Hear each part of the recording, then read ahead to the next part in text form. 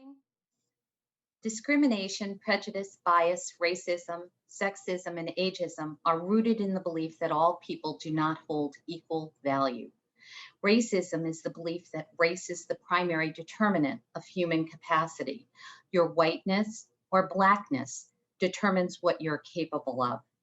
Giving similar definition to ageism, age would be the primary determinant of human capacity. It's the belief that an 80-year-old can't possibly run a marathon, manage a company, or offer cogent advice simply because of his 80 years. In both cases, this stereotypical narrative is false and dangerous. To believe that racism is the single determining factor of one's destiny or capacity is self-limiting. If a victim of prejudice believes that racist ideals limit his or her destiny, then why would they endeavor to do more? But for some who believe in a racist ideology, the limiting of another person's destiny is the intended goal. We take away the power of his insidious bias by refusing to give in to another person's perception of our own capacity. Racism occurs when bias pushes us to treat people unfairly or without equality simply because of their race. None of us are free from bias, but it does become an issue when we use that construct to view others. Racism is learned. It's not something that we're born with. Ask any group of 3-year-olds playing in a park. They welcome all children of any race, any color, any denomination, as long as they're willing to play ball. Stereotypes are often validated by people in similar societal circles. They're tacitly embedded in marketing messages, music, and movies.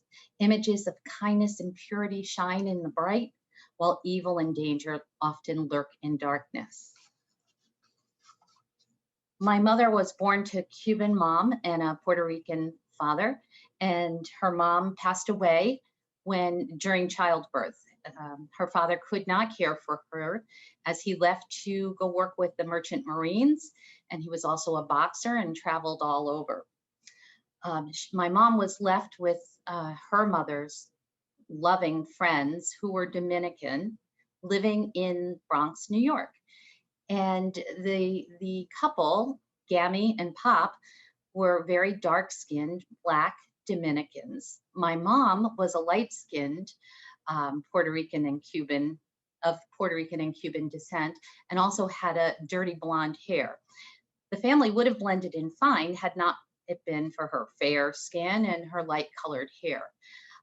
When I was about 5 years old, Pop would take me by train from the Bronx into Manhattan to see a play right around Christmas, once a year, every year, until he passed away.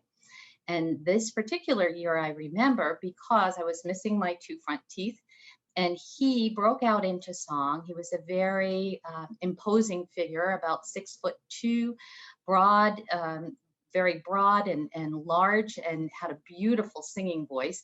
And he broke into song and sang, "All I Want for Christmas is My 2 Front Teeth." And it really stuck with me as we were singing the whole way from the Bronx into Grand Central Station. It really stuck with me how everyone was looking and staring at us on the train. And I kept asking Pop why people kept staring at us.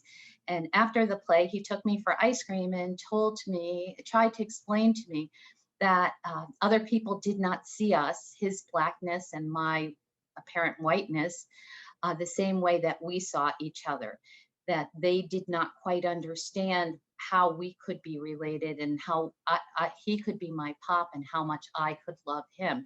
So he said, it's something we have to teach other people. We have to teach other people that it's okay, that our love, our humanity is not based on the color of our skin or our race. It's based on our relationship with other people. And that's something that has stuck with me forever. And I'm hoping that in listening to today's interviews, we're going to hear from people who have experienced racism, and we're going to hear how they were able to overcome and how they view the state of racism today. And we can learn from some of the clients of the Southwestern Connecticut Agency on Aging.